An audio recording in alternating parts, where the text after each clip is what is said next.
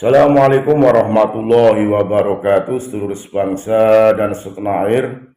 Jumpa lagi di channel Jagat Lumpitu. Semoga dalam keadaan sehat, tak kurang suatu wabah, rahmah barokah salam Allah curahkan untuk kita semuanya.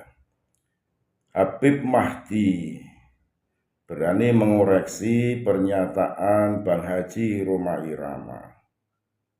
Setengah dari murui mulang, Habib Bocil ini berani menyalahkan apa yang menjadi pernyataan dari Bang Haji Rhoma Irama, bahkan secara pribadi menyerang dulu kala putranya bermasalah dengan penegak hukum, siapa yang membela. Nah, ini doktrin-doktrin seperti ini memang sudah tertancap pada diri oknum-oknum habaib untuk menyerang orang yang tidak sejalan dengan pemikirannya.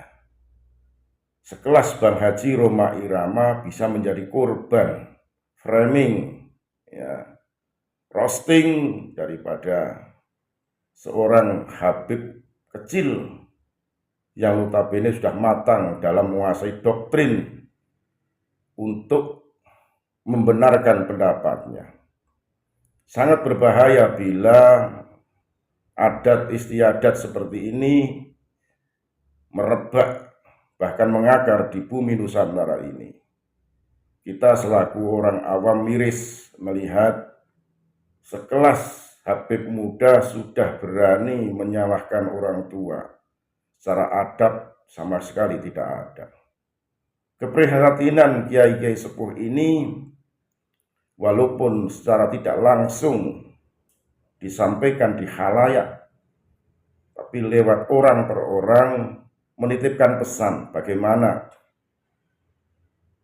etika andap asor, adat sopan santun sudah memudar di bumi Indonesia ini karena banyak sekali pengajian-pengajian kiai-kiai Nusantara sudah tergeser dengan adanya konser-konser sholawat yang tidak dibubui adanya pengajian-pengajian secara akhlak, ilmu-ilmu fikih mereka sangat kurang, sehingga hanya berhura-hura mendengarkan sholawat yang dikemas secara akbar, bak konser musik yang wanita pria bercampur, bahkan berboncengan dari rumah, bergandeng tangan, mereka bukan mahramnya.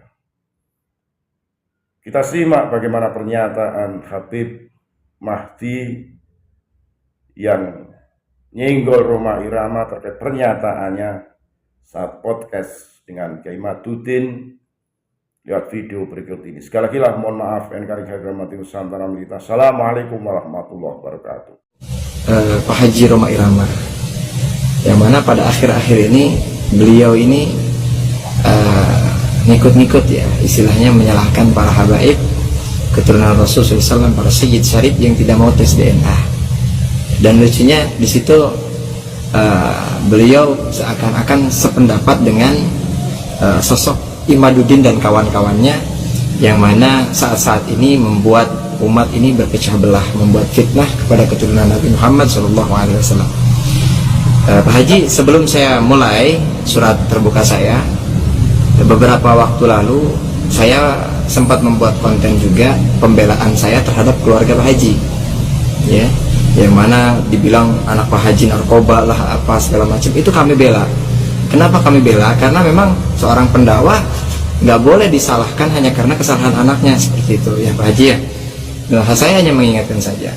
Kemudian surat terbuka saya intinya adalah, jika Pak Haji kapasitas ilmunya belum sampai kepada masalah bab nasab, maka sebaiknya menurut saya Pak Haji itu tidak terlalu banyak berkomentar terkait hal itu. Kenapa?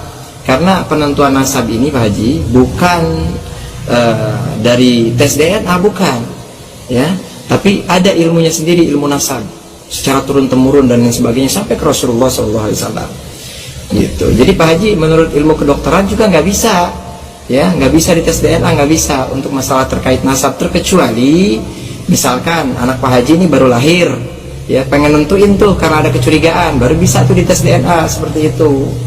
Dan memang hukumnya kami ini para habaib, ulama-ulama kami para habaib itu punya ijtihad sendiri, ya nggak bisa sama dengan pendapat Anda, nggak bisa, karena punya ijtihad sendiri. Kalau tes DNA itu ya haram hukumnya, tidak dianjurkan gitu ya. Sebagaimana ada orang-orang misalkan menghukumi misalkan suatu hukum atau suatu perkara gitu ya, harus berlandaskan hukum yang jelas gitu, harus berlandaskan ilmu yang jelas, keilmuan yang jelas gitu ya. Sekarang antum belajar ilmu hadis, ya antum usul hadisnya harus antum pelajarin ya. Tentang keilmuan hadis harus antum pelajarin secara detail. Kemudian juga Al-Quran juga tidak bisa secara mentah begitu saja langsung diartikan. Antum harus belajar lagi ulumul Qurannya, antum harus belajar lagi tafsirnya, dan seterusnya dan seterusnya. Nah begitulah keilmuan. Ya, keilmuan itu luas Pak Haji, dan keilmuan itu tidak bisa diterka secara akalnya manusia saja, enggak bisa. Ya mesti ada sanad, mesti ada dasar yang kuat yang dapat dipertanggungjawabkan di dunia sampai akhirat.